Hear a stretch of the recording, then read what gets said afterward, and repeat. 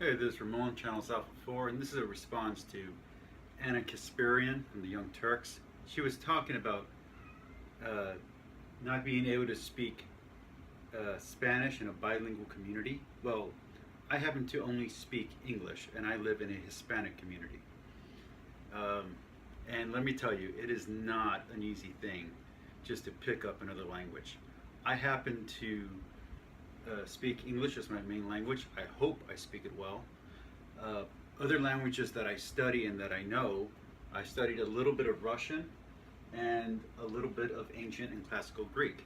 That has not helped me get a job, okay? In fact, I have friends, for instance, I have an ex-girlfriend who's Japanese from San Francisco, and I have a friend of mine who's Greek from Indiana, both of whom only speak English, and they are having a rough time down here in the Rio Grande Valley getting a job because every job at every level requires you to speak Spanish.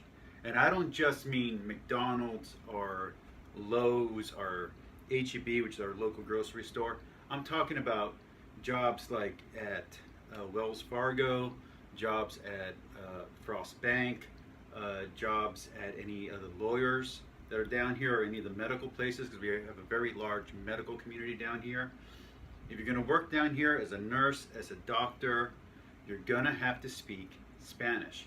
It's horrible if you try to come down here without knowing any Spanish. If you try to go to a restaurant, there's a good chance that 50 to 60% of the time the waiter will only speak Spanish. I have had to a bunch of times either go out with a friend of mine who speaks Spanish. I have a friend of mine named Watson who's actually very fluent in Spanish. So yes, the Hispanic person has to ask the white guy to translate for him. My father is fluent in Spanish. In fact, that's his first language is Spanish. And sometimes when I go out to eat with him, he'll have to translate for me because a lot of times they hire people from across the border or from the south side of McAllen, which is below the train tracks. And on that side of town, you will hear the accent that you're accustomed to hearing when you think Hispanic, okay? And you just have to deal with the fact that to compete in any type of business down here, you have to be able to speak the Spanish language. But it's not as simple as that because it's not just Spanish. It is Tex-Mex, and the type of Spanish that's spoken here is northern Mexico, not southern Mexico Spanish. So there's interior Spanish and there's southern Spanish. For instance, I know a little bit of Portuguese because I like to teach martial arts, and there's a lot of martial arts stuff in Portuguese with capoeira and jiu-jitsu. That doesn't help me at all in a work field that speaks Tex-Mex, northern Mexican Spanish. And that Spanish is completely different than Castilian or Spanish of a Spanish from a Spain origin. Okay, so Hispania or Hispanic Castilian is very different and has the ifs and the afis and all of that.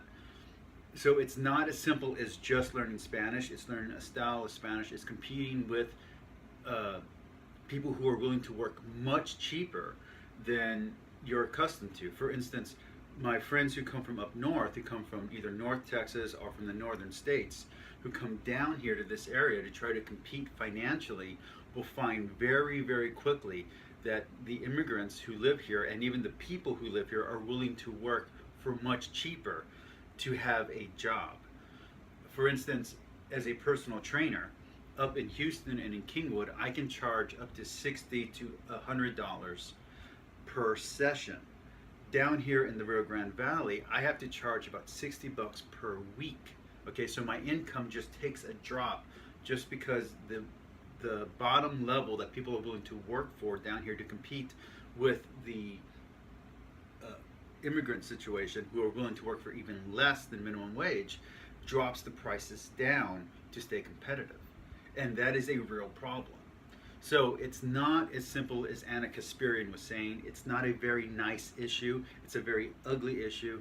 And if you're a second or third or fourth generation Hispanic person like I am, who happens to be American, who's a fourth generation American, and who on my mother's side is Native American, I don't have a great Spanish tongue. My language is English. So competing with a Spanish language with a workforce that's willing to work for less than minimum wage is not an easy thing, and it makes life very difficult, especially if you're middle class or upper middle class in areas that are predominantly poor or below the poverty line. Anyway, that's my little opinion. Peace, like, subscribe, and a little politics. So there you go.